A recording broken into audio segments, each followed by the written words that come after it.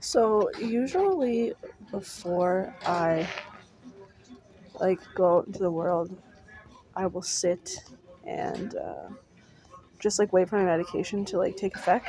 Um, just because it's fucking cold and I sweat a lot. And when it's cold outside and then you sweat, it's just not a good combination, especially if there's wind chill. And today's a little bit on the colder side, so I'll just wait. Um, but yeah, um, withdrawal's a interesting concept because with that, it's kind of like, okay, uh, your body responds in feedback loops, and you have something called the reticular activating system. And you can think of a negative feedback loop for temperature in your body. So say you get too hot, your body sweats, cools you down, brings you back down. Negative, you want to come down, right? The only time there ever is a positive feedback loop is when you need I believe it's oxytocin, when you are in labor in order to dilate to 10 centimeters. So that's a positive feedback loop. But a negative feedback loop is to bring you back to homeostasis.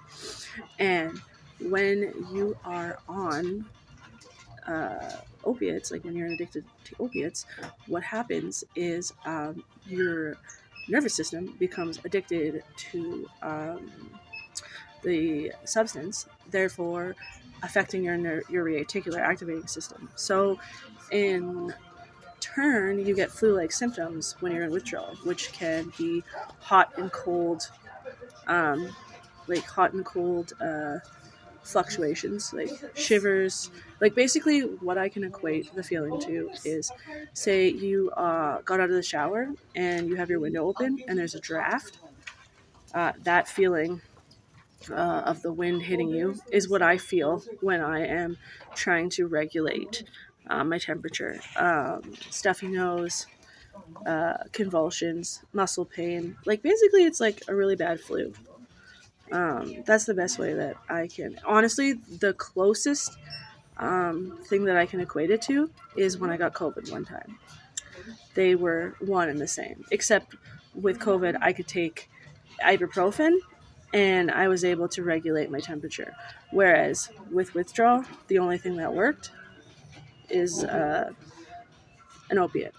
So that's why I take methadone every day. But for about 2 hours, I am really icky because I don't have access to the cherry version, which lasts longer, which really sucks. The cherry version is where it's at, lasts way longer. The only thing is you need less of it. So I'm really tired a lot of the time, but it does work a lot better.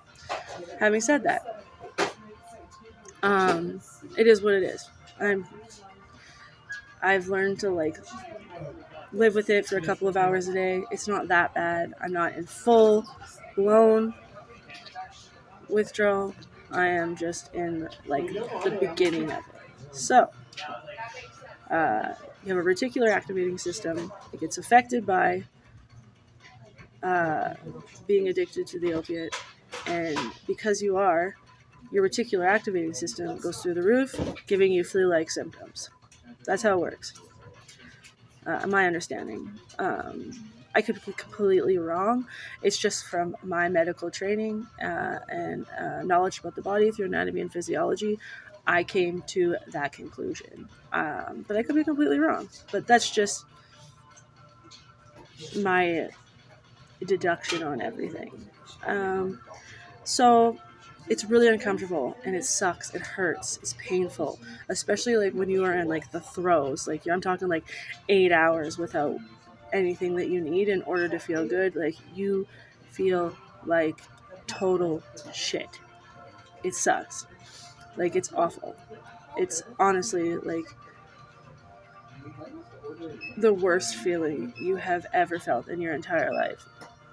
And there's a reason why people act out of desperation when they're in that state of like in that physical state, because it's so painful.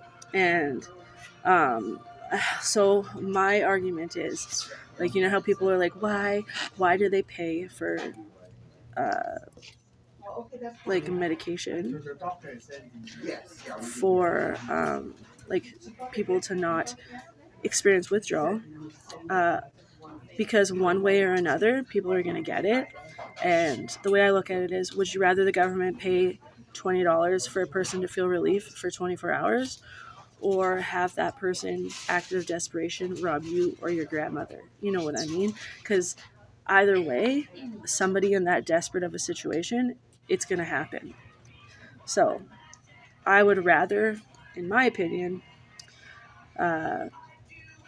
like help a certain individual get on their feet. It's not forever. Like, this stuff is really bad for you, to be honest. It's bad for your heart, because it affects the breathing and heart rate part of your body as well too.